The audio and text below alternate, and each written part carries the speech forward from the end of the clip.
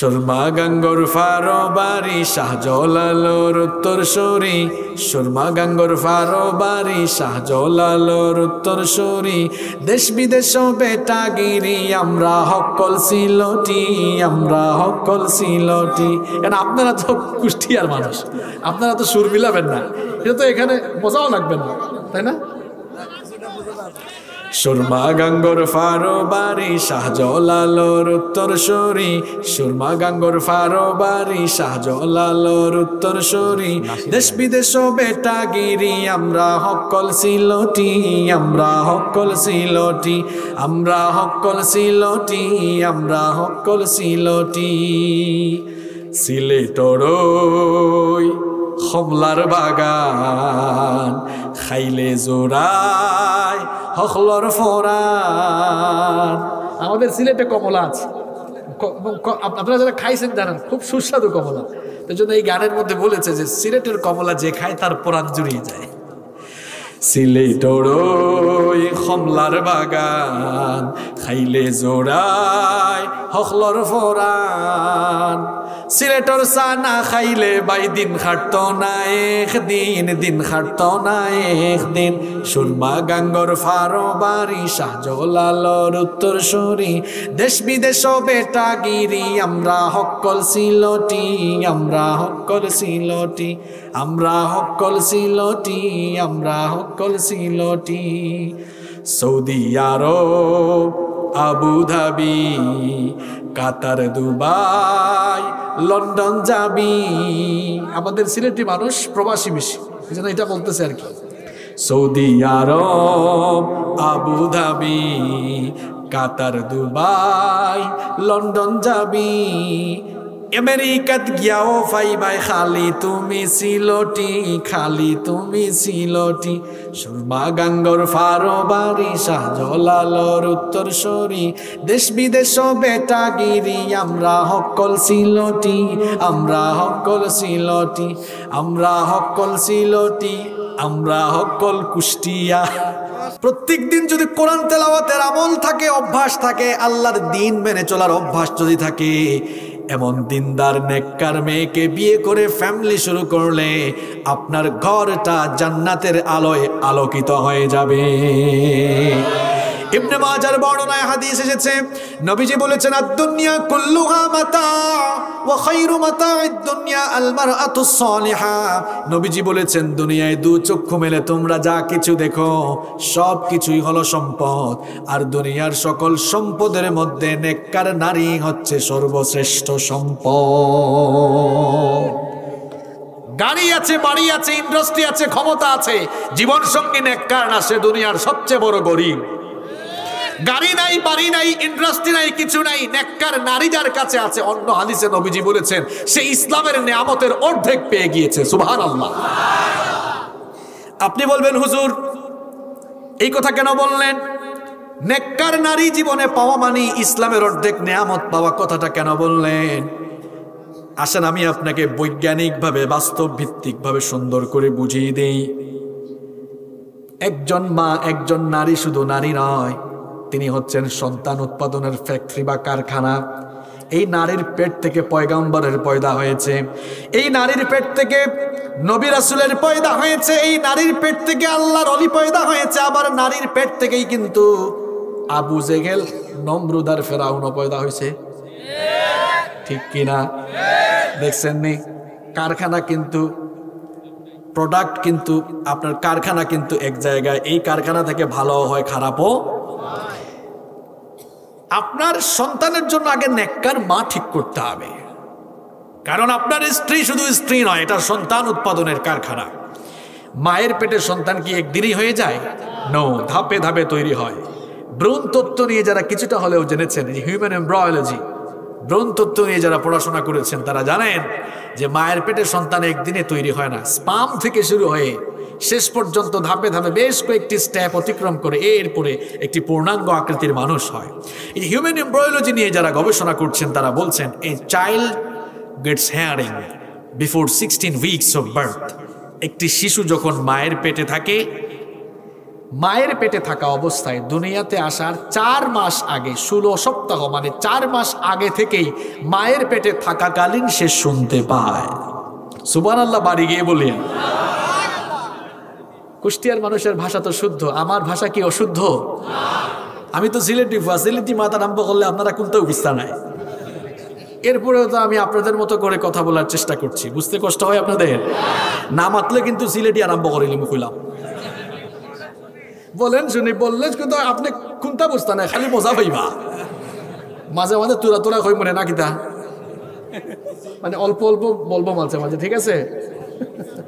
তো কথা বলতে হবে আপনাদেরকে, কথা বলবেন তো ইনশাল্লাহ।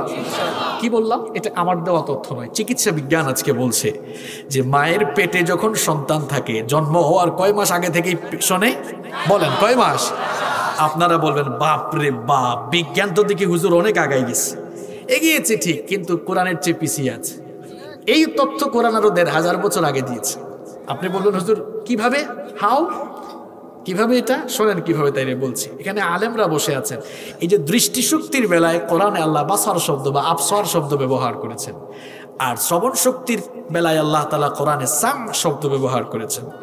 আপনি আল্লাহর কালাম খুলে দেখেন, সমস্ত জায়গায় দর্শন শক্তি, দৃষ্টি শক্তির আগে আল্লাহ শ্রবণ শক্তির কথা বলেছেন, অর্থাৎ বাসারের আগে আল্লাহ সাম শব্দ দিয়েছেন।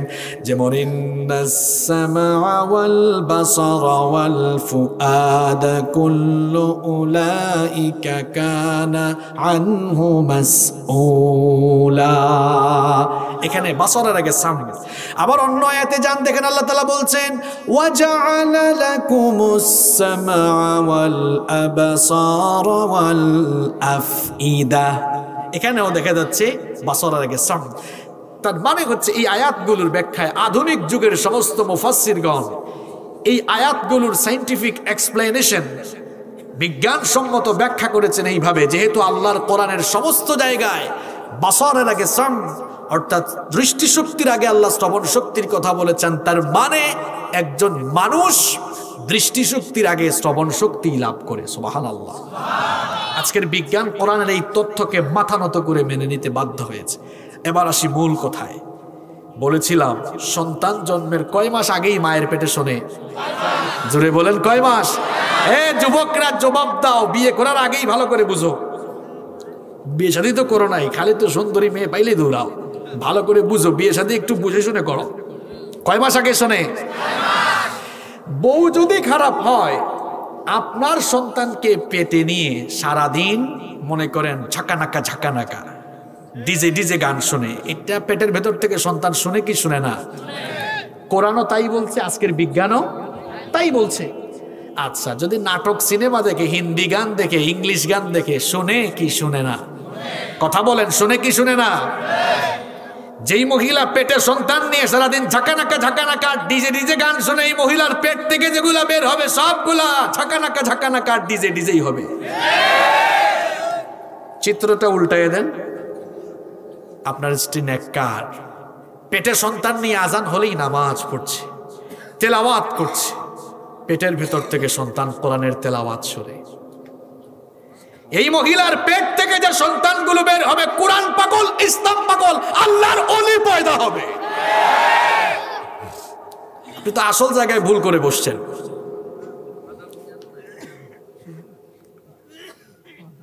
এক জায়গায় মাহফিলে গেছি, বলবো? ছেলে একটা রানা কয় হুজুর একটু মাথায় হাত বুলাই দেন। কি হয়েছে? কয় মক্তবে যায় না, খালি সিনেমা দেখার জন্য পাগল হয়ে যায়। এখন কি আর হুজুরের দোয়া দিয়ে হবে? আপনার বউ তো পেটে নিয়ে সারাদিন সিনেমাই দেখছে, অত সিনেমার আওয়াজ শুনছে, এই জন্য সিনেমার জন্যই পাগল সে।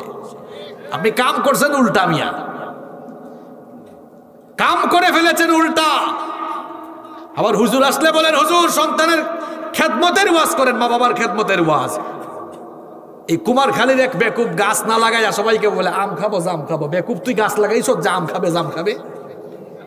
গাছ না লাগিয়ে যেমন ফলের আশা করা বুকামি, সন্তানের সবগুলো হক আদায় না করে তার খেদমত পাওয়াটাও বুকামি। আপনি হক আদায় করেন তার আগে। 1 নম্বর হকের কথা বলছি, তাকে নেককার মা দেন। যুবকরা যারা বিয়ে করো না, এবার শোনো, শুধু সুন্দর সুন্দর মেয়ে দেখলেই দৌড়াইও না। এই মেয়েটা নামাজি কিনা, পর্দা করে কিনা, কোরআন তেলাওয়াত জানে কিনা এটা দেখে তারপর বিয়ে করো, দেখবা তোমার পরিবারকে আল্লাহ রহমত বরকত দিয়ে তোমার পরিবার ভরে দিবে। সুবহানাল্লাহ। যারা করে ফেলছেন আর কি করবেন? আর একটা করবেন নাকি? না, যেটা আছে ওইটারে ভালো বানান। একজন স্বামী চাইলে তার স্ত্রীকে আদর দিয়ে ভালোবাসা দিয়ে ভালো বানাতে পারে কি পারে না? পারে। আপনি পারবেন, সিদ্ধান্ত নেন। বোনরা আসছে না মহিলা প্যান্ডেল? হ্যাঁ, আমার বোনদেরকে বলবো, খালি সুন্দর ছেলে একটা দেখলেই লাফালাফি করেন না।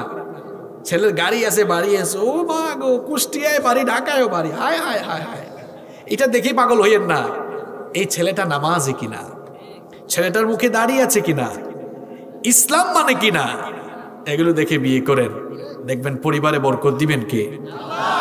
যুবকদেরকেও বললাম, আমার বোনদেরকেও বললাম। এখন আব্বা আর আম্মাদেরকে ছাড় দিব আমি? নো।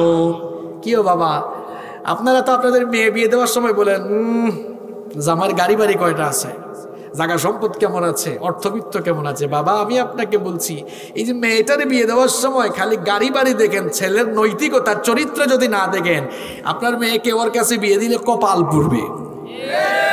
আর নৈতিকতা সম্পন্ন চরিত্রবান একটা ছেলের কাছে যদি বিয়ে দেন, আপনার মেয়ে সারা জীবন ওর কাছে সুখে থাকবে। মায়েদের বেলায় একই কাজ। তাহলে আসুন সবাই সিদ্ধান্ত নেই, যুবক যারা বিয়ে করো নাই, সুন্দরী দেখে বিয়ে করবা নাকি দিনদার দেখে বিয়ে করবা? মানে মনে করি হুজুর সুন্দরের তো দরকার আছে, তো কোনো অসুবিধা নাই, সৌন্দর্যের কথাও তো বলা আছে। সুন্দর যদি হয়, চরিত্রবান যদি হয়, আলহামদুলিল্লাহ আরো ভালো। তবে সৌন্দর্যকেই প্রায়োরিটি দেওয়া যাবে না, চরিত্রকে প্রায়োরিটি দিতে হবে, ঠিক কি না? আর আমার বোনদেরকে সেম কথা বলবো, আপনি একজন দিনদার ছেলেকে চুজ করুন। চুজ করতে গিয়ে আবার অনৈতিক কাজ করেন না, এখন আগে থেকে ঠিক করে রাখে হোয়াট ইজ দিস, এটা করা যাবে না। বাবা মাকে বলবো দিনদারিতাকে প্রায়োরিটি দেন, আর ছেলে মেয়েদেরকে তাড়াতাড়ি বিয়ে দেন। আপনারা আল্লাহর দরবারে সাজদা দেওয়া দরকার। এখানে মিডিয়া আছে, বাংলাদেশের সমস্ত মা বাবাকে বলতে চাই, আপনারা আল্লাহর দরবারে সাজদা দেওয়া দরকার। এই দেশের যুবক যুবতীরা জেনা করতে চায় না, বিয়ে করতে চায়। আলহামদুলিল্লাহ। আপনারা বিয়ে দিচ্ছেন না কেন? কি নিজের পায়ে দাঁড়াইছে তো কার উপরে দাঁড়াই আছে? নিজের বাড়িতে দাঁড়াই আছে না, এখানে তো চাকরি বাকরি করে না, ঘর বাড়ি বানায় না। বিয়েটা কেরিয়ারের সাথে যুক্ত না, বিয়েটা কেরিয়ারের সাথে সম্পর্কিত নয়। পৃথিবীর সফল মানুষদের জীবনী পড়বেন, পৃথিবীতে যত মানুষ সফল হয়েছেন তারা তাড়াতাড়ি বিয়ে করেছেন। একজন মানুষের সফলতার পেছনে তার ওয়াইফের অনেক কন্ট্রিবিউশন থাকে। তো বিয়ে করবে কেমনে ছেলেগুলো? আপনারা তো মহারণা দিয়ে ধুইছেন 10 লাখ, 20 লাখ, 30 লাখ, 40 লাখ। আবার সমাজে এত অসঙ্গতি চালু আছে, এত কুসংস্কার রয়েছে, 40-50 লাখ বলে আর কি বিয়ের, আসলে 40 পয়সাও দেয় না। আমি জানি না আপনাদের কুষ্টিয়া এরকম আছে কিনা, আমাদের সিলেট চিটাং এগুলো আছে। বিয়েটাকে সহজ করে দিন। আপনি বলুন, বাবারে তোমার যে সামর্থ্য আছে ওই পরিমাণ মহারণা দিয়ে আমার মেয়েকে বিয়ে করো, বিয়েটা সহজ করে দেন, তাহলে যুবকরা বিয়ে করতে পারবে। তোমরা যে বলো যুবক ছেলেরা যে বিয়ে করতাম হুজুর, বিয়ে করতাম, আব্বু আম্মু করায় না, করাবে কেমনে? তুমি তো একটা অকর্মা, কিছু করো না, কিছু তো করাও দরকার। কোনো দিকে তো ছাড় দিতে পারবো না আমি। তুমি পড়াশোনা করো তো কি হয়েছে, ইনকাম সোর্সের তো অভাব নেই। তুমি ইন্টারমিডিয়েটে পড়ো, তুমি ঢাকায় থাকো, কুষ্টিয়ায় থাকো, ঝিনাইদহে থাকো, তুমি কি একটু টিউশনই করাতে পারো না? মাসে যদি 4-5 হাজার টাকাও তুমি জমাইতে পারো, 5-12 কত হয়? 60। ইন্টারমিডিয়েট 2 বছর, অনার্স 4 বছর, মাস্টার্স 1 বছর, 4 আর 1 5 2 7 কত হয়? 6-7 42, 4,20,000 টাকা সুন্নতি বিয়ে হয়ে যাবে। কি জাহাঙ্গীর সাহেব ঠিক বলছি? হ্যাঁ, বিয়ের পদ্ধতি দিলাম। অকর্মা হয়ে বসে থাকলে হবে না। এখন আরেকজন কয় হুজুর আমার তো ব্রেন অত ভালো না, আমি টিউশনই আমাকে মানুষ দেয় না। তো ইনকাম সোর্সের কি আরো অভাব আছে? এখন ঢাকায় থাকলে আপনি গাড়ি চালানো শিখে ফেলেন, ড্রাইভিং। দেখেন উবার পাঠাও, আপনি পার্ট টাইম কিন্তু গাড়ি চালায়ও টাকা ইনকাম করতে পারছেন, ঠিক না? এই যে যারা কুষ্টিয়া থাকেন, কি চমৎকার এই এলাকা, আপনাদের যাই ফলায় তাই হয়, তাই না? আপনি সবজি চাষ করেন না কেন, মৎস্য চাষে সম্পৃক্ত হন, আপনি পড়াশোনার পাশাপাশি এগুলো করতে পারবেন। বাবারা ছেলেদেরকে বাধা দিবেন না। আপনারা বলে না তুই পড়বে তো কি হয়েছে, পড়বে, পার্ট টাইম কাজও করবে, অকর্মা বানাইয়েন না। সবাইকে পড়াশোনা করাই আপনারা খালি চাকর হবে কেমনে, চাকরি করবে কেমনে? আরে ভাই, সবাই যদি চাকরির দিকে দৌড়ায়, চাকরি কে দিবে মানুষকে? উদ্যোক্তা বানান, ইনভেস্টর বানান। এদেরকে বলেন তোমরা উদ্যোক্তা হও, ইন্ডাস্ট্রি করো, ফ্যাক্টরি করো, বড় বড় স্বপ্ন দেখো। তুমি কোম্পানি করবা, তুমি চাকরি কেন করবা? তুমি একটা কোম্পানি বানাও, মানুষকে তুমি চাকরি দিবা।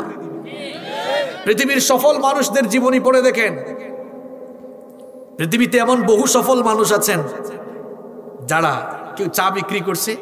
এই যে দক্ষিণাঞ্চলের আকিজ সাহেব, আজকে আকিজ গ্রুপ কত বড় গ্রুপ, ওনার জীবনী পড়ে দেখবেন উনি কোথা থেকে শুরু করেছেন। এই যে পিএইচপির মিজান সাহেব, ওনাদের গল্পগুলো আপনারা পড়বেন। বাংলা আমি বিদেশ দিয়ে ওয়ারেন বাফেটকে দিয়ে কেন বলবো, ওয়ারেন বাফেটকে দিয়ে আমি কেন বলবো, বাংলাদেশে তো অনেক সফল শিল্পপতি রয়েছে। আসলে আমাদের যুবকদেরকে মোটিভেশন চালানো হয় না, এদেরকে প্রেরণা দেওয়া হয় না। নতুবা এই যুবকগুলোকে স্বপ্ন দেখালে, প্রেরণা দিলে এই যুবকগুলো বাংলাদেশে বড় বড় শিল্পপতি হয়ে যেত। যুবকদেরকে বলবো পরিশ্রম করো, কাজে লেগে যাও। অলস থাকা এটা ইসলামের শিক্ষা না। এজন্য আল্লাহ কোরআনে বলেছেন, নামাজ শেষ ফান্তাশিরু ফিল আরদ, জমিনে ছড়িয়ে পড়ো, রিজিক তালাশ করো। সুবহানাল্লাহ। নবীজিকে প্রশ্ন করা হলো, আইয়ুল কাসবি আতয়াব, পবিত্র রিজিক কোনটা? নবীজি বললেন, আমালুর রাজুল বিয়াদিহি। নবীজি বললেন, যে মানুষ দুই হাতে কামাই করে তার কামাই আল্লাহর কাছে সবচেয়ে পবিত্র কামাই। সুবহানাল্লাহ। আপনি কামাই করবেন, পরিশ্রম করতে হবে। তুমি সবজি চাষ করো, অনলাইন ফেসবুকে সারাদিন তুমি স্ক্রলিং কি করো, আমার তো বুঝে আসে না। এখন অনলাইনে মানুষ বিজনেস করছে। রাজশাহীর আম চট্টগ্রামে চলে যায় কিসের মাধ্যমে? অনলাইন বিজনেসে। এই কুষ্টিয়াতে পদ্মার ইলিশ আছে, আপনারা তো পদ্মা নদীর পাশে একদম, যে তাজা ইলিশ খাওয়াইছে আজকে মুক্তার ভাই, জাহাঙ্গীর ভাই না, কার বাসায় খেলাম যেন, সোহেল রানা ভাই না, তাজা ইলিশ খাওয়াইছে। এই তাজা ইলিশগুলো ওইদিকে যায়। আরে বাপরে বাপ, আমি শুনলাম এখানে 400-500 টাকা, চট্টগ্রামে বুঝছেন হুজুর আমরা 1800 টাকা 2400 টাকা পর্যন্ত দিই। কি অনলাইন বিজনেস করা যায় কি যায় না? যায়। আম লিচু, আমি শুনলাম এখানে নাকি তিলের খাজাও আছে, আমি চিনেও নাই, পরে এক ভাই আনছে, কয় হুজুর আপনারে খাওয়াই দিব। কত জাতের ব্যবসা আছে। পড়াশোনাও করো, ওই কাজগুলোও করো, দেখবা মাস্টার্স শেষ করার আগে তোমার কাছে 4-5 লক্ষ টাকা হয়ে গেছে। বলো আব্বু আমি বিয়ে করবো, 4-5 লাখ টাকা আছে। তোমার ছেলে জেনা করতে চায় না, বিয়ে করতে চায়, বাপ বলবে মাশাআল্লাহ তোমার কাছেও টাকা আছে, আমার আর আপত্তি কোথায়? বিয়েটা সহজ হইলো না কঠিন হইলো? তুমি হয়ে আসো অকর্মার ঢেকি, বিয়ে হবে কেমনে তোমার?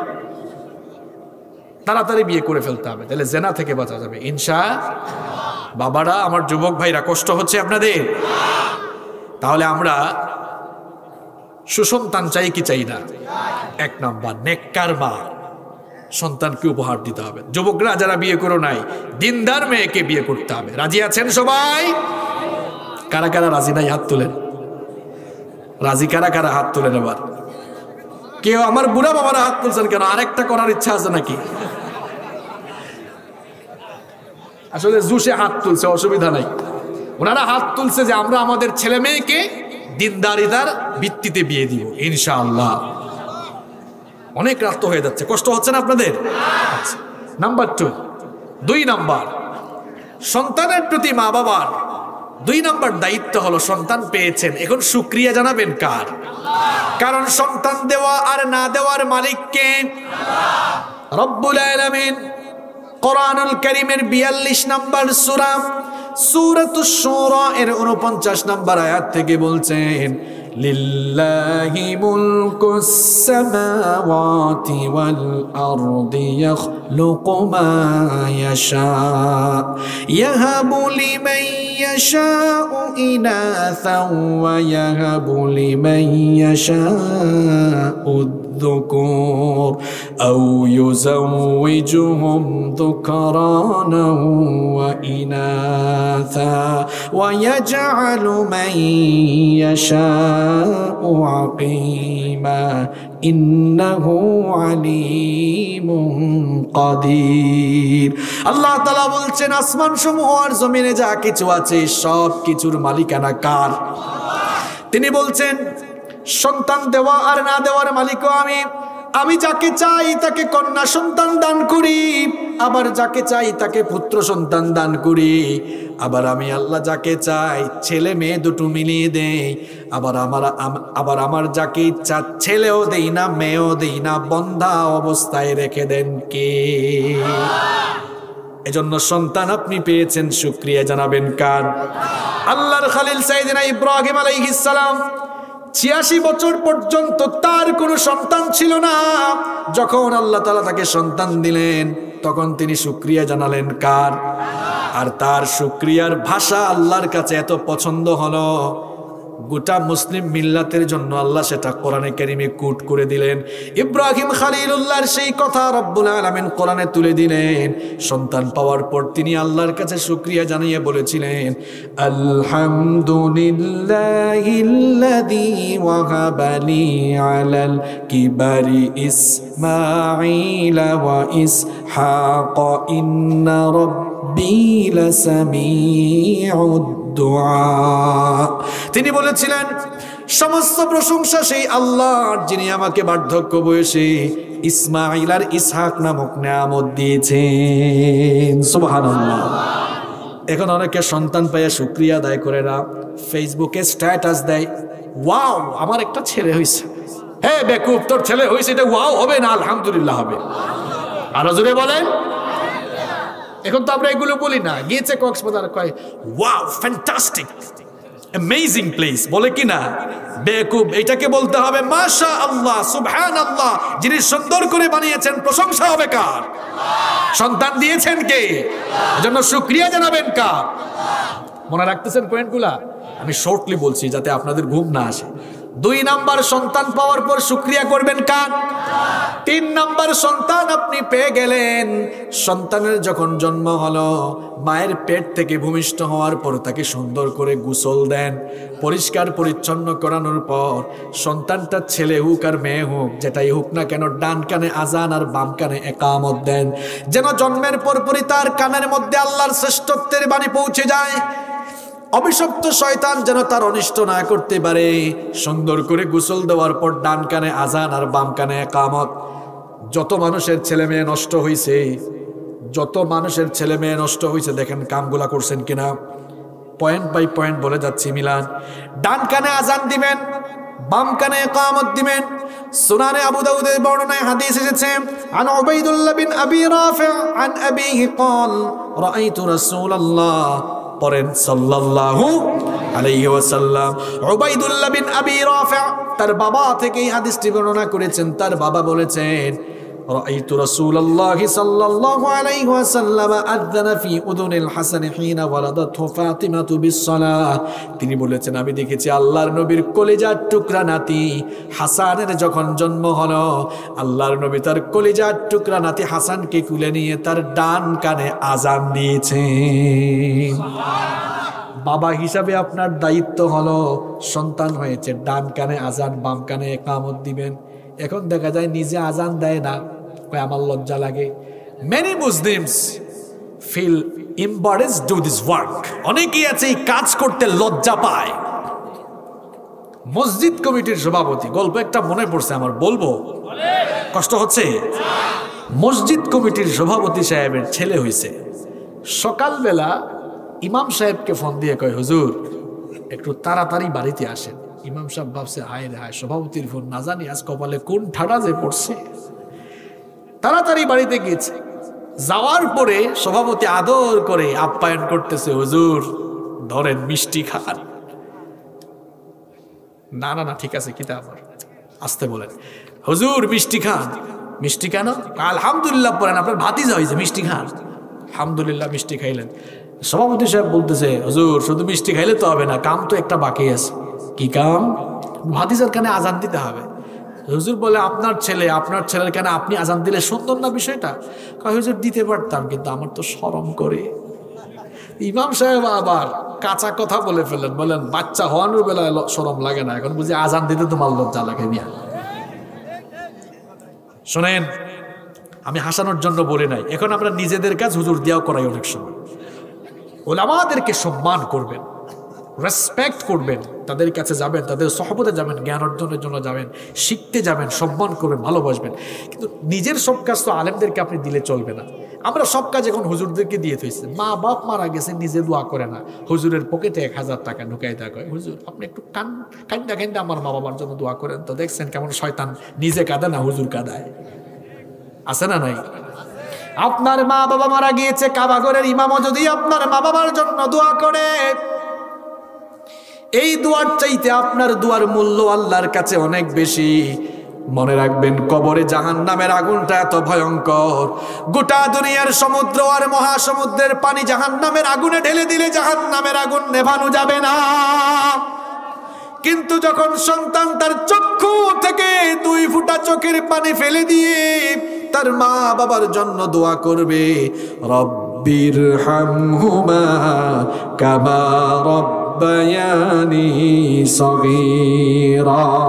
সন্তান যখন 2 ফোঁটা চোখের পানি ফেলে তার মা বাবার জন্য দোয়া করবে, সাগর আর মহাসাগরের পানি দিয়ে যেই জাহান্নামের আগুন নেভানো যায় না, 2 ফোঁটা চোখের পানি যদি ঝরে যায়, ভালো করে যদি দোয়া করতে পারে, ওই 2 ফোঁটা চোখের পানির পাওয়ারে তো বেশি, 2 ফোঁটা চোখের পানি জাহান্নামের আগুন নিভায়া দিবে।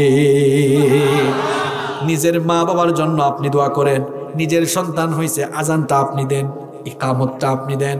তাহলে আমরা 3 নম্বর দায়িত্ব পেলাম। 4 নম্বর দায়িত্ব হলো তাহনিক করতে হবে। তাহনিক, এটার সাথে আমরা অনেকে পরিচিত না, তাই না? মুসলিম শরীফের হাদিস, আবু মুসা আল আশআরী রাদিয়াল্লাহু আনহু এই হাদিস বর্ণনা করছেন। তিনি বলছেন, আমার একটি ছেলে পুত্র সন্তানের জন্ম হলো, আমি আমার ছেলেটাকে কুলে নিয়ে নবীজির কাছে গেলাম। নবীজির কাছে যাওয়ার পর নবীজি আদর করে আমার ছেলেটাকে তার কুলে নিলেন। আমার ছেলের নাম রেখে দিলেন ইব্রাহিম। এরপরে নবীজি একটা খেজুর চিবিয়ে খেজুরের রস আমার ছেলেটার ঠোঁটের মধ্যে লাগিয়ে তার বরকতের জন্য দোয়া করে দিলেন। এটা তাহনিক। এখন আমরা এই সুন্নতের দিকে নাই, আসি আমরা কুসংস্কার আর বেদাতের দিকে। জন্ম হয়েছে, আপনি খেজুর চিবায় খেজুরের রস বাচ্চার ঠোঁটে লাগান। খেজুর না থাকলে আপনি মিষ্টি জাতীয় কিছু দেন, এটা সুন্নাহ তাহনিক করা। এটা না করে আমরা কি করছি, কপালে টিপ দিচ্ছি। এই এলাকায় আছে এগুলো? হ্যাঁ আছে বলছে তো, আছে। আমি বললাম কপালে টিপ দিচ্ছেন কারণ কয় হুজুর কুনজর থেকে বাঁচার জন্য। কুনজর থেকে বাঁচার জন্য কোরআনের শেষে 3টা সূরা আছে, 3টা কুল। কুল হুয়াল্লাহু আহাদ, 2 নাম্বার কুল হলো কুল আউযু বিরাব্বিল ফালাক, 3 নাম্বার কুল হলো কুল আউযু বিরাব্বিন নাস। এই 3টা সূরা পরে বাচ্চার পুরা গায়ে ফু দেন, কোনো কুনজর বাচ্চার লাগবে না। এটা করেন কি হাবিজাবি কাজ আপনি করছেন।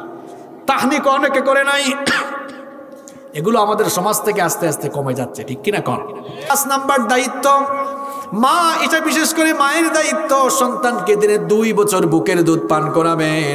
আল্লাহ তাআলা সূরাতুল বাকারা এর 233 নম্বর আয়াতে বড় সুন্দর করে বললেন, ওয়াল ওয়ালিদাতু ইউরদি'না আওলাদাহুন্না হাওলাইনি কামিলাইনি লিমান আরাদা আন ইউতিম্মার রাদাআহ। আল্লাহ তাআলা বলছেন, পৃথিবীর তামাম নারীদেরকে আমি এই অর্ডার দিচ্ছি, তারা যেন তাদের সন্তানকে কমপক্ষে 2 বছর বুকের দুধ পান করায়। কিন্তু আজ আল্লাহর এই অর্ডারকে অমান্য করে কিছু নারীরা ফিজিক্যাল ফিটনেস ধরে রাখার জন্য সন্তানকে বুকের দুধ না খাইয়ে সন্তানের উপর জুলুম করে। আছে না নাই? জোরে বলেন, আছে না নাই? কুষ্টিয়ায় হয়তো কম, ঢাকা চিটাগাংয়ে ঢাকা চিটাগাংয়ে দেখবেন অনেক বেশি, শহরাঞ্চলে এগুলো অনেক বেশি। মায়েরা আজ সন্তানকে বুকের দুধ খাওয়াচ্ছে না ফিজিক্যাল ফিটনেস ঠিক রাখার জন্য, অথচ সন্তানের জন্য মায়ের দুধের কোনো বিকল্প নাই। বলেন তো আমাকে, মায়ের দুধ ছাড়া, একটু পানি না, তোমাকে চা লাগবে না, একটু পানি না, মায়ের দুধ ছাড়া আপনি যদি গোটা দুনিয়ার সমস্ত ডানো দুধকে একত্রিত করে তারপর কি জানি খাওয়ায়, সেরেলাক্স আর কি কি খাওয়ায়, ডানো, এই হাবিজাবি সব যদি একত্রিত করে খাওয়ান, বলেন মায়ের 1 ফোঁটা দুধের সমান হবে? কথা বলছেন না কেন? তো পানি না, 1 ফোঁটা দুধের সমানও হবে, 1 ফোঁটা দুধের সমানও হবে না। সবচেয়ে বড় কথা হলো, বাচ্চা জন্মের পর মায়ের বুক থেকে যে শাল দুধ বের হয়, গ্রামে গঞ্জে অনেক মানুষ এটা ফেলে দেয়, অথচ চিকিৎসা বিজ্ঞান বলছে বাচ্চা জন্মের পর মায়ের বুক থেকে যে শাল দুধ বের হয়, এটা বাচ্চাকে অন্তত 5টি মারাত্মক ব্যাধি, কলেরা, নিউমেনিয়া, মেনিনজাইটিস, কান পাকা, শ্বাসতন্ত্রের প্রবাহ, এই 5টা রোগ থেকে 100% হেফাজত করে ফেলে। সুবহানাল্লাহ। এজন্য মায়ের বুকের দুধ এটি সন্তানের জন্য শুধু দুধ নয়, বরং এটি হচ্ছে তার রোগের প্রতিষেধক। সুবহানাল্লাহ বলেন। ঠিক আছে, শুকরিয়া। WHO নাম শুনছেন আপনারা? পুরো নাম কি এটার? কে বলতে পারবেন? ইয়েস, ওয়ার্ল্ড হেলথ অর্গানাইজেশন, বিশ্ব স্বাস্থ্য সংস্থা বলছে পৃথিবীতে প্রত্যেক বছর 10 লক্ষ শিশু মারা যায় শুধুমাত্র মায়ের বুকের দুধ পর্যাপ্ত পরিমাণ পান না করার কারণে। চিন্তা করেছেন কত লক্ষ? এটা আমার দেওয়া তথ্য নয়, বিশ্ব স্বাস্থ্য সংস্থার দেওয়া তথ্য। মনে রাখবেন একটি ব্যাপার, মা বোনরা তো আছেন মাহফিলে, তাই না? যারাই আল্লাহর আদেশ অমান্য করবে তাদের উপর ঠাডা পড়বে, মানে আল্লাহর গজব পড়বে। এখন WHO ওয়ার্ল্ড হেলথ অর্গানাইজেশন, বিশ্ব স্বাস্থ্য সংস্থা বলছে পৃথিবীতে বর্তমানে যে সকল নারীরা ব্রেস্ট ক্যান্সারে আক্রান্ত হচ্ছেন এদের প্রায় বেশিরভাগই সেই সকল নারী যারা তাদের সন্তানকে বুকের দুধ থেকে বঞ্চিত করেন। ঠেলা বুঝছেন? এবার আল্লাহর আইন অমান্য করবেন, গজব পেয়ে যাবেন। এই যে অনেক নারীরা ব্রু প্লাগ করে, আপনাদের কুষ্টিয়ায় নাই? হ্যাঁ, এখন আই ক্যান্সার বাড়ছে, এবং আই ক্যান্সারের এটাও একটা অন্যতম কারণ। কামাইতে কামাইতে, আরে বাপরে বাপরে, এত কামানোর শখ উঠছে কেন? এটাকে হারাম করে দিয়েছেন কে? মনে রাখবেন, হারামে কোনো আরাম নাই। কি সুন্দর ব্রু আল্লাহ দিয়েছেন, খারাপ লাগে দেখতে? তা আপনি এটাকে সাজতেছেন কেন? আবার কি আজীব অবস্থা, আল্লাহর গজব পড়বে কিন্তু আপনি দেখবেন। তো মায়েদেরকে বলবো, খবরদার বাচ্চারই হক নষ্ট করবেন না। মনে রাখবেন, আপনার বাচ্চার ব্রেইনটা তত বেশি কার্যকরী হবে যত বেশি তাকে বুকের দুধ খাওয়াতে পারবেন। তার শারীরিক মানসিক বিকাশ ঘটবে যত বেশি তাকে বুকের দুধ আপনি খাওয়াতে পারবেন। আপনারাও উদ্বুদ্ধ করবেন, পারবেন তো ইনশাআল্লাহ? মা বুকের দুধ খাওয়ায় না বলে ওই ছেলে মেয়েরও মায়ের প্রতি মহব্বত পয়দা হয় না। দেখা যায় ওরা বড় হয়ে গেলে মা বাপকে সহ্য করে না, কয় যা মারে নিয়ে ওল্ড হোম, বৃদ্ধাশ্রমে রেখে আসি। এরকম আসে কি? আছে না? আছে না? নাই? আপনি তো নিজেই উল্টা কাম করছেন। আমি সংক্ষেপে বলছি, তাহলে 5 নম্বর দায়িত্ব কি? বুকের দুধ। আমার ভাইয়েরা, এবার এই 6 নম্বর পয়েন্ট থেকে খুব কার্যকরী বিষয় আসবে। আমি তো ধারাবাহিকভাবে শুরু করছি, 1 থেকে 20 পর্যন্ত শোনার পরে বুঝবেন যে হুজুর কি সুন্দর ফর্মুলা দিয়ে গেল। এখন শোনেন 6 নাম্বার থেকে, খুব গুরুত্বপূর্ণ। কষ্ট হচ্ছে আপনাদের? 6 নাম্বার, সন্তানের প্রতি মা বাবার 6 নাম্বার দায়িত্ব হলো তার সুন্দর নাম রাখতে হবে। নবীজি বলেছেন, ইন্না আহাব্বা আসমাইকুম ইলাল্লাহি আব্দুল্লাহ ওয়া আব্দুর রহমান। আল্লাহর কাছে দুটো নাম হচ্ছে সবচাইতে প্রিয়, একটি হচ্ছে আব্দুল্লাহ, আরেকটি হচ্ছে আব্দুর রহমান। আমাদের সমাজে এই নামগুলো নাই, আছে ছন্টু, মন্টু, বল্টু, পিন্টু। বল্টু রাখছে কোন সময় যে নাট রাখে আল্লাহ জানে। কি বলেন, এরকম আছে না নাই? ছেলের নাম রাখছে আকাশ। আমার কাছে এটা বললো, হুজুর মাথায় হাত বলে দেন, দোয়া করেন আমার ছেলেটাকে আলেম বানাবো। বললাম ছেলের নাম কি রাখছেন? কয় আকাশ। আমি বললাম গুড়াই তো গলত করে রাখছেন, আজ পর্যন্ত কোন হুজুরের নাম আমি শুনি নাই মাওলানা আকাশ আহমেদ। কুষ্টিয়ায় কি শুনছেন নাকি? নাম রাখছে ছেলের সাগর, কোন হুজুরের নাম শুনি নাই মাওলানা সাগর আহমেদ। আর নাম রাখার আপনি কায়দা দেখেন, ছেলের নাম রাখছে সাগর, মেয়ের নাম রাখছে নদী। সাগর যখন বড় হয়েছে, বড় হয়ে টি শার্টে লিখছে সাগরের বুকে নদী। এই সকল নাম বলেন তো আমাদের সমাজে আছে না নাই? এ ভাইরে, এখানে সাগর থাকলে তুমি আমার উপর রাগ করো না। এক জায়গায় ওয়াজ থেকে যাচ্ছি, কয় হুজুর এটা কোনো কাম করলেন আপনি, সব ওয়াজ আমার বিরুদ্ধে আপনি করে গেলেন। বললাম ভাই তোমার তো ছিঁড়ি না। সাগর, নদী, এই যে লোকেরা নাম রাখতেছে এরকম দেখেন তো, এই লোকটা ছেলের নাম রাখছে সাগর, মেয়ের নাম নদী। আল্লাহ যদি এই লোকটার আরো পুলামাইয়া দেয়, আগের গুলোর নাম যেহেতু রাখছে সাগর, নদী, তার সিস্টেম বলতেছে পরের গুলার নাম রেখে দিবে খাল, বিল, পুকুর, নদী, কুয়া। কারণ আগের গুলা সাগর, নদী, বাকির গুলা খাল, বিল, পুকুর, কুয়া, এরকম হইতে পারে। আবার আরেকজন নাম রয়েছে, ছেলের নাম তুফান, কি বলেন, এমন নাম আছে না? কেউ তো আপনি এমন নাম রাখছেন কেন? কয় কি জানেন? কয় হুজুর অবস্থা বুঝে ব্যবস্থা নিছি আমি। বললাম মানে? কয় তুফানের সময় হয়েছে তো এই জন্য নাম রাখে তুইছি তুফান। আবার অনেক মেয়ের নাম বৃষ্টি আছে না, এই এলাকায় আছে? বাপরে বাপ, এত মেয়ের খবর আপনাদের কাছে থাকে কেমনে রে ভাই? হ্যাঁ কি বলছে? এলাকার লোক, তাই বলে সব মেয়েদের খবর রাখতে হবে? এই যে দেখেন বৃষ্টি, বললাম কি হয়েছে? হুজুর এইটা অবস্থা বুঝে ব্যবস্থা, বৃষ্টির সময় হয়েছে তো নাম বৃষ্টি। তাই আমি বললাম ভাই আপনি যে অবস্থা বুঝে ব্যবস্থা নেন, তুফানের সময় হয়েছে বলে তুফান, আর বৃষ্টির সময় হয়েছে বলে বৃষ্টি, এখন যদি বজ্রপাতের সময় আরেকটা হয়, নাম কি রাখবেন? যে ঠাডা পড়ছে। আপনাদের এলাকায় কি বজ্রপাতকে ঠাডা পড়ছে বলে? নোয়াখালীতে বলে কয় ঠেডা পড়ছে, ঠেডা ঠেডা। তা আপনি তো অবস্থা বুঝে ব্যবস্থা নেন, এরকম নাম রাখা যাবে? ছেলে হয়েছে সুন্দর, নাম রাখেন আব্দুল্লাহ, আব্দুর রহমান, আব্দুল গফফার, আব্দুল মান্নান, আব্দুল সত্তার, আব্দুল করিম, সুন্দর নাম রাখেন। আবার নবীজি বললেন তাসুম্মু বিআসমাইল আম্বিয়া, নবীদের নামের সঙ্গে মিলিয়ে ছেলেদের নাম রাখো, সাহাবীদের নামের সঙ্গে মিলিয়ে রাখো।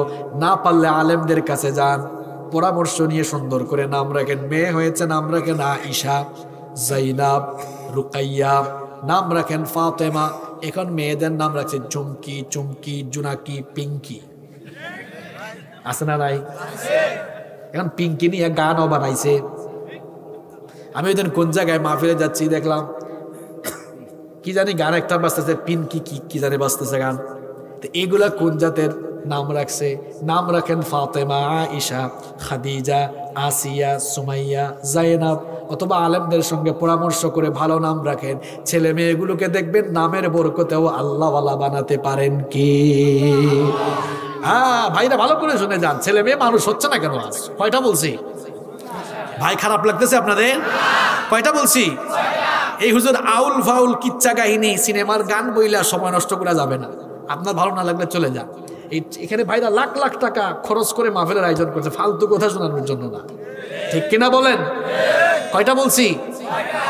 এবার আসেন 7 নাম্বার, আরো ভালো লাগবে আপনাদের। 7 নাম্বার দায়িত্ব হলো আপনার সন্তান জন্ম নিয়েছে 7ম দিনে। কততম দিনে? 7ম দিনে মাথার চুল ফেলে দিবেন। মাথার চুল ফেলে দিয়ে এই চুল পরিমাণ রৌপ্য রূপা আল্লাহর রাস্তায় কি করবেন? নবীজির প্রিয় নাতি হাসানের জন্মের পরে 7ম দিনে নবীজি তার মেয়ে ফাতেমা রাদিয়াল্লাহু আনহাকে ডেকে বললেন, ইয়া ফাতেমা ইহলিকি রাসাহু ওয়া তাসাদ্দাকি বিজিনাতি শারিহি ফিদ্দা। ও আমার মেয়ে ফাতেমা, আমার নাতি হাসানের মাথা মুন্ডিয়ে দাও, এরপরে তার চুল পরিমাণ রৌপ্য আল্লাহর রাস্তায় সাদাকা করে দাও। মাথাকে কি করবেন? আপনাদের এলাকায় কেবল টাক না নেরা। নোয়াখালীতে গিয়েছিলাম, বললাম এটাকে কি বলে? কয় হুজুর বেল করি ফেলা। আমরা বলি বেল করি ফেলা, বেল বেল। ভাষার তো এই বৈচিত্র্যতা বাংলাদেশে আছে। আমাদের সিলেটে গেলে আপনাকে বলবে কিতাব আইসা বালা আসননি আপনি, হ্যাঁ। চট্টগ্রামে বলবে বাজি কেন আসো, গমাসনি, ঠিক না? এই যে আপনাদের এদিকে যে বগুড়া আছে, কি যে বলে বাপরে বাপ, ক্যানকা আসো বারে, কুটি যাচ্ছেন বাহে, মানে কোথায় যাচ্ছেন? কি সুন্দর ভাষা বাংলাদেশের, আলহামদুলিল্লাহ। এই যে 7ম দিনে মাথাটা কি করবেন? হলক করবেন। আরবিতেই বললাম, হলক করে দিবেন চুল পরিমাণ। দেখবেন চুল পরিমাণ 1-2 ভরি রূপা হয়। 1 ভরি রূপার দাম আর কত? 1 থেকে 1000 বা 1100 টাকা, তাই না? তো এই পরিমাণ টাকা এটা করে না, পাবলিক তাবিজ ঝুলায়।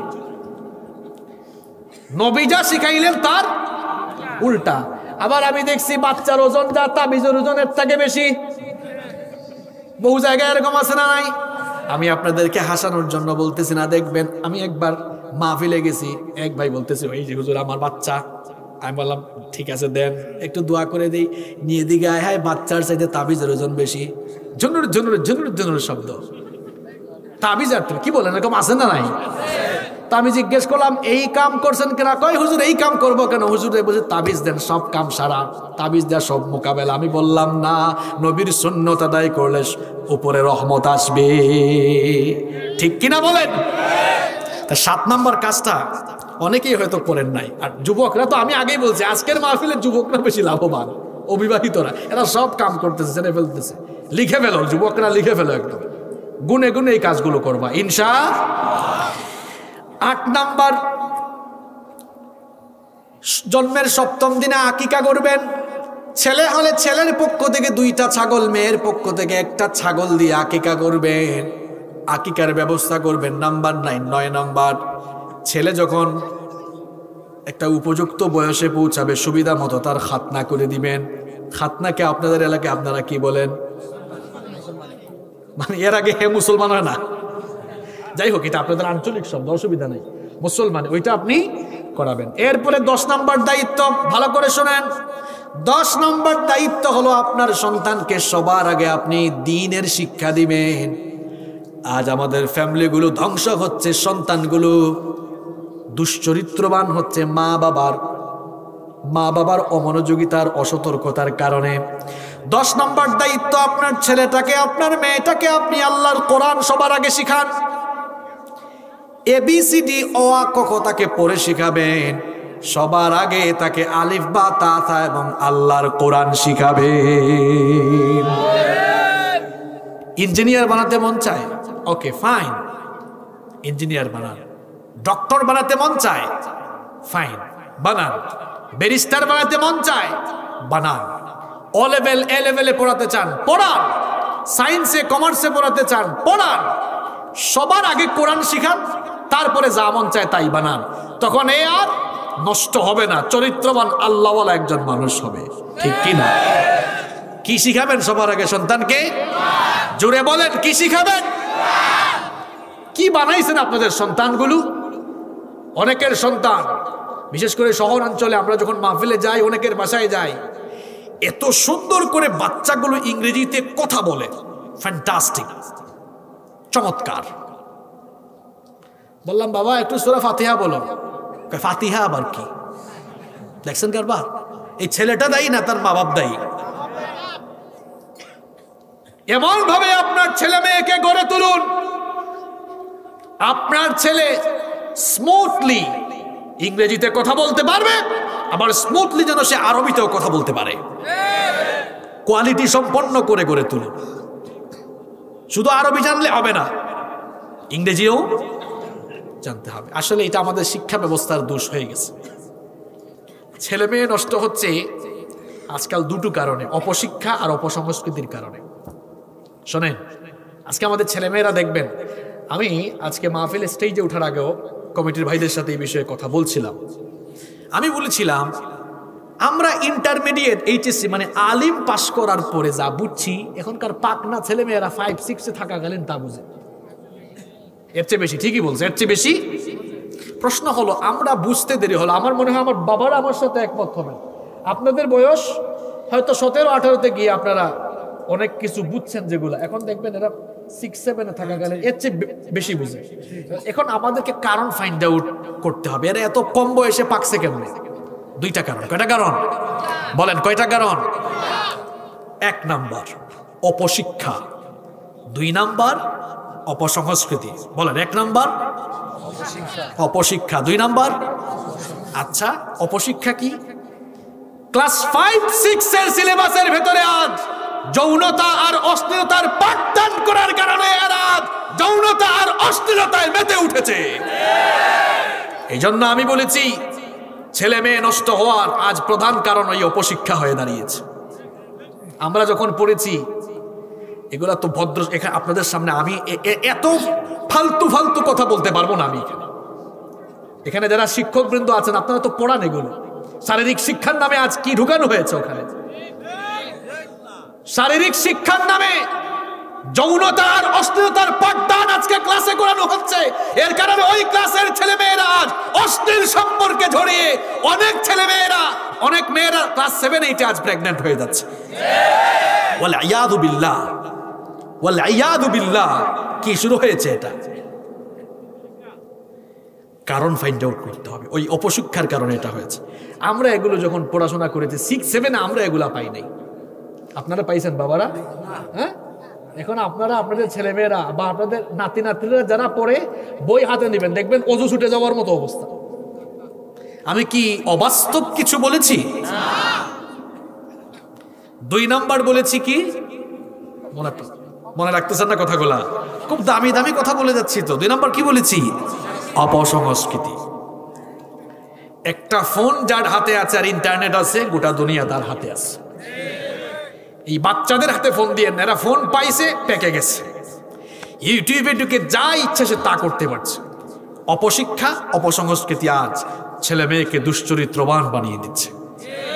ঠিক বললে তো হবে না। এখন শুনেন, এদেরকে বাঁচাতে হবে, আমাদেরকে বাঁচাতে হবে। কেমনে বাঁচাবেন আপনারা? বাবা হিসাবে, মা হিসাবে এমন প্রতিষ্ঠানে সন্তানকে ভর্তি করবেন যেখানে আপনার সন্তান সুশিক্ষা পাবে, কুশিক্ষা নয়, সুশিক্ষা। 2 নম্বর, অপসংস্কৃতি থেকে বাঁচানোর জন্য ঘরের পরিবেশ ঠিক করুন। টেলিভিশন থাকলে খবরদার অশ্লীল একটা টেলিভিশনের সাউন্ডের জন্য ঘরে এক মুহূর্ত না বাজে। স্মার্টফোন বাচ্চার হাতে দিবেন না। এক জায়গায় গেলাম, একজন বলে, হুজুর আমার মেয়ে জেডিসিতে জেএসসিতে A+ পেয়েছে, খুশি হয়ে আমি আইফোন গিফট করছি। আমি বললাম সুবহানাল্লাহ, ভালো করছেন, কিছুদিন পরে আপনার মেয়ে আপনারে জামাই গিফট করবে। কি শুরু করেছেন আপনারা? ছেলে মেয়ে ইন্টারমিডিয়েট পাস করার আগে, বিশ্ববিদ্যালয়ে যাওয়ার আগে তাকে খবরদার হাতে ফোন দিবেন না। এখন আবার যুবকদের আওয়াজ স্লো হয়েছে, কারণ এরা অনেকে ইন্টারমিডিয়েটে পড়ে তো। এই যুবকরা, তোমরা তো যুবক নয়, তরুণ হয়েছো, ছেলে মেয়ে তোমরা ইয়ে করো, আজকে গিয়ে মা বাবার হাতে ফোন দাও, তোমাদের কেরিয়ারটা ভালো হবে, সুন্দর হবে, সব তোমরা পাবা। চরিত্রটা আগে ঠিক করো। তোমার এখন কারোর সাথে, স্যারের সাথে কথা বলার দরকার হলে আব্বুর ফোন নিয়ে তারপর স্যারকে কল করো। এখন তোমার এই ফোন ইউজ করার সময় হয় নাই। অপশিক্ষা আর অপসংস্কৃতি আমাদের সন্তানকে ধ্বংস করছে। এজন্য আমি আপনাদেরকে রিকোয়েস্ট করব, এমন প্রতিষ্ঠানে বাচ্চাকে ভর্তি করুন যেখানে সে সবকিছু জানবে, শিখবে। এখন তো আমি সবসময় বলি, আমি তো যে আগে বললাম না, সাফ সাফ কথা আমি বলি, স্কুলের মধ্যে কোরআন হাদিস নাই। আবার মাদ্রাসা শিক্ষা ব্যবস্থাগুলো হাতে গোনা কয়েকটি মাদ্রাসা ছাড়া বাংলাদেশে বেশিরভাগ মাদ্রাসা আধুনিকায়ন হচ্ছে না, পরিবেশটা সুন্দর হচ্ছে না। এজন্য আমি বলি, যে স্কুলে পড়ে একটা কানা, যে মাদ্রাসায় পড়ে সে ল্যাংড়া। আপনি বলবেন হুজুর আপনি কোনটা? আপনি দেখি স্কুলের বিরুদ্ধেও বলেন, মাদ্রাসার বিরুদ্ধেও বলেন। আগে বুঝেন কেন বললাম। আপনি শোনেন আমার কথা। স্কুলে যে পড়লো তাকে আমি কানা বললাম কেন? তার সিলেবাসের মধ্যে সব পড়লো, বিজ্ঞান পড়লো, ইতিহাস পড়লো, ভূগোল পড়লো, সাহিত্য পড়লো, দর্শন পড়লো না শুধু কোরআন। চোখ তাকিতে অন্ধ হয়ে গেল, কানা। সে কোরআনটা পড়লো না, সব জেনে ফেলেছে। আর কোরআন না জেনে যতই আপনি জানেন না কেন, মূর্খই থেকে যাবেন। গেল এটা। মাদ্রাসার এগুলোকে ল্যাংড়া বলছি কেন? সব মাদ্রাসা না, বাংলাদেশে এখন আলহামদুলিল্লাহ শত শত মাদ্রাসা আধুনিকায়ন হয়েছে, আলহামদুলিল্লাহ পড়েন। আরবি নিয়ে বসে আছে, উর্দু নিয়ে বসে আছে। কি গণিত কে পড়বে? ইংরেজি কে পড়বে? বিজ্ঞান কে পড়বে? তথ্য প্রযুক্তি কে জানবে? অনেকে আছে কম্পিউটারের মাউস ঠিক মতো ধরতে জানে না। তাকে যদি বলেন একটা কনফারেন্সে, একটা সেমিনারে স্লাইড প্রেজেন্টেশন করো, একটা প্রেজেন্টেশন দাও, সে পারবে না। দুনিয়ায় পথ চলতে গেলে পা লাগে, ঠ্যাং লাগে, তাই না? তো দুনিয়ায় যে আপনি কোরআন হাদিস শিখেছেন, এগুলো যে ডেলিভারি করবেন, দাওয়াতি কাজ করবেন, এখন প্রযুক্তির যুগ চলছে। একটা সেমিনারে আপনি এভাবে মুখস্থ কথা বললে হবে না, আপনাকে স্লাইড প্রেজেন্টেশন দিতে হবে, ঠিক কিনা? আপনি প্রযুক্তি ব্যবহার যদি না জানেন, কম্পিউটার ব্যবহার না জানেন, ল্যাপটপ ব্যবহার না জানেন, প্রযুক্তির জ্ঞান আপনার কাছে যদি না থাকে, এখন প্রযুক্তি দিয়ে গোটা পৃথিবী কন্ট্রোল হচ্ছে। আপনার কাছে কোরআন হাদিসের জ্ঞান থাকার পাশাপাশি প্রযুক্তির জ্ঞান না থাকলে আপনি এই দুনিয়ায় চলতে পারবেন না বলে আমি বলেছি ল্যাংড়া। এখন বলবেন হুজুর একটা সমন্বয় করে দেন। সমন্বয় হচ্ছে এখন বাংলাদেশে শত শত প্রতিষ্ঠান আলহামদুলিল্লাহ তৈরি হচ্ছে, যেখানে স্কুল মাদ্রাসার সিলেবাসকে এক করে একমুখী শিক্ষা ব্যবস্থা, একমুখী পাঠদান বহু জায়গায় চালু হয়েছে। আপনার ছেলে ইংরেজিও শিখবে, আরবিও শিখবে, কোরআন শিখবে, হাদিস শিখবে, বিজ্ঞান শিখবে, দর্শন শিখবে, ভূগোল শিখবে, সব সে শিখতে হবে, ঠিক কিনা বলেন? সিদ্ধান্ত নিতে হবে কাকে? আপনাকে। এবং এরকম প্রতিষ্ঠান আরো বাড়াতে হবে। এরকম প্রতিষ্ঠান আরো কি করতে হবে? তাহলে 10 নম্বর দায়িত্ব আমরা কি পেলাম? সন্তানকে সুশিক্ষা, কোরআনের শিক্ষা আগে দিতে হবে। দিবেন তো ইনশাআল্লাহ? কষ্ট হচ্ছে আপনাদের? 11 নাম্বার 11, এই দেখেন 11 নম্বর কাজটা অনেকে আমরা করি না। সন্তানকে এবার নামাজি বানাতে হবে, এটা আপনার দায়িত্ব। সন্তানকে আপনি নামাজি বানাবেন কেমনে? আপনি বাপ মা নিজেই তো নামাজি না, অথচ নবীজি বলেছেন সন্তানগুলোকে নামাজি বানাও। মুরু আওলাদাকুম বিসসালাতি ওয়া হুম আবনাউ সাব'i সিনিন। সন্তানগুলোর বয়স যখন 7 বছর হয়ে যায়, 7 বছর বয়স থেকেই তাদেরকে নামাজের আদেশ দাও। আর যখন 10 বছর হয়ে যায় নামাজের জন্য শাসন করো। এখন আমরা নিজেরাই নামাজি না, সন্তানগুলোকে কেমনে নামাজি বানাবো? আমার বাবারা, আমার ভাইয়েরা, সন্তানগুলোকে আল্লাহর ওয়াস্তে নামাজি বানিয়ে যান। যখন আপনারা মসজিদে যাবেন, সন্তানের বয়স 7 বছরের উপরে হলে তাকে হাতে ধরে ধরে নিয়ে মসজিদে যান। আমার মা বোনদেরকে বলবো, যখন আপনারা যায় নামাজে দাঁড়ান, ছোট্ট মেয়েটাকে পাশে নিয়ে নামাজে দাঁড়ান। কিন্তু অনেক জায়গায় আমাদের ভাইরা আছে, বাচ্চাদেরকে মসজিদে নিয়ে যায় অথবা বাচ্চারা মসজিদে যায়, কিন্তু মসজিদ কমিটি কিংবা মুরব্বীরা সহ্য করতে পারে না। এমন দৃশ্য কুষ্টিয়ায় নাই? বাচ্চারা মসজিদে ঢুকছে, মুরব্বী আছে আছে। আমি আমার চোখের সামনে এরকম একদিন এক ঘটনা ঘটতেছে। আমি বললাম, কেউ চাচা চেঁচান কেন, কি হয়েছে? কয় দেখেন না না কি এই বাচ্চাগুলো মসজিদে আসছে, তারাই দিচ্ছেন কেন? এরা মসজিদে ঢুকে হাসাহাসি করে, লাফালাফি করে। আমি বললাম, তো কি হয়েছে? বাচ্চা মানুষ। আমাদের সিলেটে বাচ্চাদেরকে সিলেটি ভাষায় বলে ফুরুতা। কিতা বলে? ফুরুতা। ফুরুতা আরবি শব্দ, এটার অর্থ দেখবেন অবুজ, যে অবুজের মতো কাজ কারবার করে। সিলেটি ভাষায় মনে হয় অনেক ইয়ে আছে, আরবি শব্দ আছে, খুব সুন্দর বলে, ও ফুরুতা ঘুরে ধরো। ফুরুতা মানে কি? বাচ্চা, অবুজ। তো এত অবুজের মতোই কাজ করবে। আপনি যদি তাকে তাড়িয়ে দেন, এই ফুরুতা তুমি আবার আইসো না, তুমিও ন, একে যদি আপনি তাড়িয়ে দেন, আর কোনোদিন মসজিদে আসবে? আরে বাপরে বাপ, বলবে মসজিদে যাবো না, ওখানে গেলেই মানুষ ধমকায়। আর যদি না ধমকাইয়া মাথায় হাত বুলাইয়া দেন, চকলেট খাওয়ান, আদর করেন, মসজিদে শুধু যেতেই থাকবে, যেতেই থাকবে। কয়দিন আর শয়তানি করবে? দুষ্টামি শয়তানি করতে করতে করতে করতে একদিন দেখবেন আপনাকে দেখে দেখে সেও পাক্কা নামাজি হয়ে যাবে। তাড়িয়ে দিলে এটা হবে না। নবীজি কখনো মসজিদ থেকে বাচ্চাদেরকে তাড়িয়ে দেন নাই, বরং নবীজি তার 2 নাতি হাসান আর হুসাইনকে নিয়ে মসজিদে যেতেন। নবীজি একবার জুমার দিনে খুতবা দিচ্ছেন, মিম্বরে দাঁড়িয়ে খুতবা দিচ্ছেন, ঠিক সেই সময়ে তার 2 নাতি হাসান আর হুসাইন মুসল্লিদের সামনে দিয়ে দৌড়াদৌড়ি করে। এই দৃশ্য দেখে নবীজি তার 2 নাতিকে ধমকালেন না, 2 নাতিকে শাসনও করলেন না, খুতবাটা বন্ধ করে দিয়ে 2 নাতিকে দিয়ে 2 হাতে ধরলেন। আবার মেম্বরে ফিরে এসে 2 নাতিকে 2 হাতে ধরেই তিনি খুতবা দিতে লাগলেন। মসজিদ থেকে কি তাড়িয়ে দিয়েছেন নাকি বলেন? দেখবেন অনেক বাচ্চারা আছে, বাচ্চাদের নামাজ খুব সুন্দর। আমরা যখন সাজদায় যাই গিয়ে বলি সুবহান রাব্বিয়াল আলা, এই বাচ্চাগুলো এত দুষ্ট, মাথা উঠায় একটা আরেকটারে কয় দেখ কার জুতা সব থেকে বেশি বালা। আছে না নাই? এরা নামাজের মধ্যে আম চুরির মিটিং করে, কয় সভাপতি সাহেবের গাছে কিন্তু আম পাকছে, চলা আম চুরি করতে যাই। তারা হাসতে থাকুক, দুষ্টামি করতে থাকুক। এই যে আমি আপনাদের সামনে এখন কথা বলছি, আমি নিজেই কিন্তু ছোটবেলায় অনেক দুষ্টামি করেছি, হাসাহাসি করেছি, নামাজে দৌড়াদৌড়ি করেছি। এরকম দৌড়াদৌড়ি হাসাহাসি করতে করতেই নামাজি হয়ে এখন যেখানেই যাই সেখানে ইমামতি করি। তারাইয়া দিলে কি এটা হইতো নাকি? কন তারাইয়া দেওয়া যাবে না। দেখেন নবীজি একবার নামাজে দাঁড়িয়েছেন, নামাজের মধ্যে সাজদায় গেলেন, ইমামতি করছেন, সাজদায় গেলেন, নবীজির কলিজার টুকরা নাতি হুসাইন তিনি এবার নবীজির পিঠের উপরে উঠলেন। আমার নবীজির চুলগুলো, আমার নবীজির চুল মোবারক একটি লম্বা ছিল। আমার নবীজির চুল মোবারক এবার ধরে হুসাইন বলতেছেন, আমি ঘোড়ার উপর উঠছি। মজা করতেছেন। আমার নবী রাগ করলেন না, মনে মনে চিন্তা করলেন, আমার নাতি হুসাইন আমার পিঠের উপরে উঠে খেলা করছে, আমি যদি তাড়াতাড়ি মাথাটা উঠাই আমার নাতি মনে কষ্ট পাবে।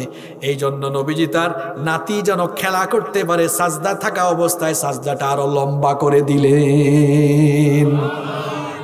তাহলে কি বুঝলেন? বাচ্চাদেরকে আদর করতে হবে, ধমক দিয়ে মসজিদ থেকে বের করে দেওয়া যাবে? বের করে দিবেন আপনারা? তাহলে বাবা মা সন্তানগুলোকে নামাজি বানান। নিজেদের চোখের সামনে মরার আগে দেখে যান যে আপনার ছেলে 5 ওয়াক্তের নামাজি। বলেন কলিজা ঠান্ডা হবে নাকি অশান্তি লাগবে? আরো জোরে বলেন। নামাজি বানাবো আমরা, বলেন ইনশাআল্লাহ। নাম্বার 12, 12 নম্বর হলো সন্তানদের সাথে সফট, কখনো ধমকাবেন না। অনেকে আছে বাচ্চাদেরকে ধমকায়, বাচ্চাদেরকে ধমক দিলে মানসিকভাবে তার অনেক ক্ষতি হয়। বাচ্চারা দুষ্টুমি করতেই পারে, তাকে আপনি আদর করে মাথায় হাত বোলান, সুন্দর করে বুঝান, তাকে আদব কায়দা শিখান, কেমনে কথা বলতে হয়, বড়দের সাথে কেমনে কথা বলে, বড়দেরকে কেমনে রেসপেক্ট করতে হয়, কিভাবে কার সাথে কথা বলতে হয়, কেমনে চলতে হয়, আদর করে শিখান, তাহলে সন্তানগুলো আর নষ্ট হবে। 13 নম্বর দায়িত্ব হলো সন্তানগুলোকে সময় দেন। এই যুগে মা বাবা কেউই সন্তানকে ভালো করে সময় দেয় না। বাবাও চাকরি করে, মাও চাকরি করে, ছেলেটা আর মেয়েটা সারাদিন দেখা যায় বাসার কাজের বুয়ার সঙ্গে থাকে। এই জন্য ওই ধরনের মন মানসিকতা নিয়ে বড় হয়, আছে না নাই? সময় দেন বাচ্চাদেরকে। মনে রাখবেন, আপনি যদি বাচ্চাকে সময় না দেন, keep in your mind the old home is waiting for you. এই বৃদ্ধাশ্রম কিন্তু আপনার মতো কপাল পোড়া মা বাবার জন্য অপেক্ষা করছে। সময় দেন সন্তানদেরকে। নাম্বার 14, 14 নাম্বার হচ্ছে সন্তানদের মধ্যে ইনসাফ করবেন। সন্তান লালন পালনে কখনো বেইনসাফি করবেন না। অনেকেই আছে, ছেলে আছে মেয়ে আছে, ছেলেকে বেশি আদর করে মেয়েকে কম আদর করে, এরকম নাই? আবার অনেকে মেয়ে সন্তানকে রহমত মনে করতে পারে না। আরে ভাই, মেয়ে সন্তান হলো সবচেয়ে বড় রহমত। নবীজি বলেছেন, কোন ঘরে যখন একটা মেয়ের জন্ম হয়, আল্লাহ সঙ্গে সঙ্গে রহমতের ফেরেশতা পাঠান। রহমতের ফেরেশতা ওই কন্যা সন্তানের মাথায় হাত বুলিয়ে বলতে থাকে, যেই ঘরে এই কন্যা সন্তানের জন্ম হয়েছে, এই ঘরের মানুষগুলোর উপরে সালাম বর্ষিত হোক, আল্লাহর রহমত বরকত বর্ষিত হোক। এই সন্তানটিকে যেই মা বাবা আদর স্নেহ মমতা ভালোবাসা দিয়ে প্রতিপালন করে, শিক্ষা দীক্ষা দিয়ে সৎ পাত্রস্থ করবে, আল্লাহ ওয়াদা করছেন ওই মা বাবাকে আল্লাহ জান্নাতি বানাবেন। আর আসতে বলেন সুবহানাল্লাহ। বলেন, ছেলের ব্যাপারে কি এমন কোনো হাদিস আছে নাকি? আছে মেয়ের ব্যাপারে, কিন্তু মেয়ে হইলে আমরা কপালটা কালো, মন খারাপ। নবীজি বলেছেন, যার কাছে 3টা কন্যা সন্তান আছে তার কাছে জান্নাত আছে। 3 কন্যার বাবা যারা হয়েছেন, নবীজি বলেছেন এই 3 কন্যা সন্তানকে যারা আদর স্নেহ মমতা ভালোবাসা দিয়ে প্রতিপালন করে, উত্তম শিক্ষায় শিক্ষিত করে, সৎপাত্রস্থ করে, নবীজি সাহাবীদের সামনে বক্তব্য দিতে গিয়ে বললেন, ওয়াদাম্মাস সিবাবাতি ওয়াল ওয়াসতা, এই 2টো আঙ্গুলকে একত্রিত করে নবীজি বললেন, এই 2টো আঙ্গুলের মধ্যে যেমন কোনো ব্যবধান নাই, ওই মা বাবা আর আমি একসাথে জান্নাতে থাকার মধ্যে কোনো ব্যবধান থাকবে না, একসাথে জান্নাতে থাকবো। আরেক সাহাবী বললেন, নবী গো, আমার 3টা নাই, 2টা আছে। নবী বললেন, অসুবিধা নাই, তুমিও আমার সঙ্গে জান্নাতে থাকবা। সুবহানাল্লাহ। ছেলে মেয়ে লালন পালনে বেইনসাফি করবেন না। দেখা যায় ছেলের জ্বর হয়েছে, সঙ্গে সঙ্গে কুষ্টিয়ায়, মেয়ের জ্বর হয়েছে, কয় সবর কর, আছে না নাই? মা বাবা এমন করে দেখা যায় ছেলে মেয়েকে নিয়ে খেতে বসছে, ছেলেরে মাছের মাথা আর মেয়েকে মাছের লেজ দেয়, আছে না নাই? বলেন, এই বৈষম্য ইসলাম করেছে না সমাজের মানুষ করেছে? ইসলাম এটা শিখায় না, বরং নবীজি বলেছেন, মান কানাত লাহু উনসা ফালাম ইউইদহা ওয়া লাম ইউহনিহা ওয়া লাম ইউআসসির ওয়ালাদাহু আলাইহা আদখালাহুল্লাহুল জান্নাহ। আবু দাউদের হাদিস। নবীজি বলেছেন, যার ঘরে কন্যা সন্তান আছে, ওই কন্যা সন্তান লালন পালন করতে গিয়ে ওই কন্যা সন্তানকে যারা নিজেদের জন্য অকল্যাণ মনে না করে, পুঁতে না ফেলে, বরং ওই কন্যা সন্তানকে ছেলের উপরে প্রায়োরিটি না দিয়ে, ওই কন্যা সন্তানকে যারা, ওই কন্যা সন্তানের চাইতে ছেলে সন্তানকে প্রায়োরিটি না দিয়ে যারা ইনসাফের ভিত্তিতে ছেলে মেয়ে লালন করবে, নবীজি বলছেন সে ব্যক্তি আল্লাহর জান্নাতে ঢুকবে। বেইনসাফি করবেন না, খবরদার, এই বেইনসাফি করবেন না। 15 নম্বর হলো সন্তানদেরকে আপনি জাহান্নামের রাস্তা থেকে ফেরাবার জন্য, অপসংস্কৃতি থেকে ফেরাবার জন্য কাজ করবেন। কারণ আল্লাহ বলেছেন, ইয়া আইয়ুহাল্লাযীনা আমানু কু আনফুসাকুম ওয়া আহলিকুম নারা ইলা আখিরিল আয়া। আল্লাহ বলছেন, হে ঈমানদাররা, নিজে এবং নিজের পরিবারকে জাহান্নামের আগুন থেকে বাঁচাও। আপনার সন্তান কোথায় যায়, কি করে, সব আপনি নজরদারি করেন। কিন্তু আজ দুঃখজনক হলেও সত্য, আফসোস করে বলতে হচ্ছে, আমরা চলাফেরা করার সময় করি আমেরিকান স্টাইলে, আর বিচার চাই সৌদি স্টাইলে। আনুষ্কা আর দিহানের কথা কি আপনারা ভুলে গেছেন নাকি? মনে আছে? অনেকে ভুলে গেছে। কোথায় যায় এরা? মা বাপ কোনো খোঁজ খবর রাখে না, আকাম কুকাম করে মারা যায়। আপনার সন্তান কখন কোথায় কি করছে এর নজরদারি চালানো বাবা মা হিসাবে আপনার দায়িত্ব। এই যে অনলাইন ক্লাস চলছে, এটা আরেক তামাশা। অনলাইন ক্লাস চলছে, আপনি ছেলে মেয়ের হাতে ফোন দিয়েছেন, ভালো কথা, দেন। এই যে ফোনটা দিয়ে চলে আসলেন, সে তো জুম অ্যাপসকে মিনিমাইজ করে ফেসবুকে ইউটিউবে গিয়ে সে অনেক অশ্লীল কিছু দেখছে, আপনি এটা দেখেন না? এটা দেখার দায়িত্ব কার? আপনার, নজরদারি করবেন। এরপরে নাম্বার 16 নাম্বার হচ্ছে সন্তানের জন্য খরচ করবেন, শিক্ষা দীক্ষা তাদের উন্নতির জন্য আপনি খরচ করবেন। 17 নম্বর হচ্ছে সন্তানগুলোকে পর্দার শিক্ষা দিবেন। ছোটবেলা থেকে আপনি সন্তানগুলোকে পর্দা শেখান। ছেলেকে বলেন, বাবারে 14 জন নারী ছাড়া বাকিদের সাথে অপ্রয়োজনে কথা বলাও যাবে না, আদেশটা কার? অপ্রয়োজনে কারো দিকে চোখের পলকও ফেলিও না, নিষেধ করেছেন কে? আল্লাহ বলেছেন, কুল্লিল মুমিনিনা ইয়াগুদ্দু মিন আবসারিহিম। নবী মুমিন পুরুষদেরকে বলুন তারা যেন তাদের চক্ষুকে পরনারী থেকে নিম্নগামী করে। আর মেয়েটাকে বুরখা পড়তে বলেন আপনারা অনেকে। মেয়েটাকে কি আর বুরখা পরাবেন? নিজের বউকেও অনেকে বুরখা পরায় না। এরকম কুষ্টিয়ায় নাই? কুরআন হাদিস দিয়ে এত ওয়াজ করলাম, তাও আপনি বুঝলেন না। আচ্ছা বলেন তো, বউটা আপনার নিজের প্রপার্টি না এলাকাবাসীর প্রপার্টি? তো কি অবস্থা? বউকে এরকম খোলামেলা বুরখা ছাড়া বের করে আপনি কি এলাকার মানুষের হক আদায় করেন নাকি? এক ভাই এরকম বের হয়েছে, ছোট ভাই একটা কয়, ভাই ভাবিরে এমনি নিয়ে বের হয়েছেন কেন? কয়, তোর ভাবিরে তো বাসায় আমি না দেখি, এলাকার মানুষ কি জানে তোর ভাবিটা কেমন? তোর ভাবিকে এলাকার মানুষের দেখুন, তাদেরও তো একটা হক আছে। এরকম এলাকার মানুষকে বউ দেখান, কে একটু হাত তুলেন দেখি। আবার অনেকে নিজের বউয়ের ফটো ফেসবুকে দেয়, এরকম কুষ্টিয়ায় নাই? বলেন তো দেখি, ফেসবুকটা পাবলিক সাইট না পার্সোনাল সাইট? হ্যাঁ, পাবলিক কথা বলেন। ফেসবুকটা পাবলিক না পার্সোনাল সাইট? আরো জোরে বলেন। বউ কি পার্সোনাল না পাবলিক? কি বুঝলেন? পার্সোনাল নিজের ব্যক্তিগত জিনিসকে পাবলিক সাইটে আপলোড দেয় যারা নিজের বউকে জনগণের সম্পদ বানিয়েছে তারা। বেহায়া, বেশরম, নির্লজ্জ কোথাকার। আত্মসম্মান বোধ বলতে তার মধ্যে কিছুই নাই। নিজের বউয়ের ফটো ফেসবুকে আপলোড দিল, আপলোড দিয়ে মানুষকে দেখালো। কি বউ কি জনগণের সম্পদ নাকি মিয়া? আমার ফেসবুকে কমেন্ট করছে আরেকজন, কয় ওয়াও ভাবিকে হ্যাপি লাগতেছে। হে রিপ্লাই করে, কয় থ্যাংক ইউ ভাই। আরেকজন লিখছে, ওয়াও জুস, বেকুব কার জুস কে খায় রে?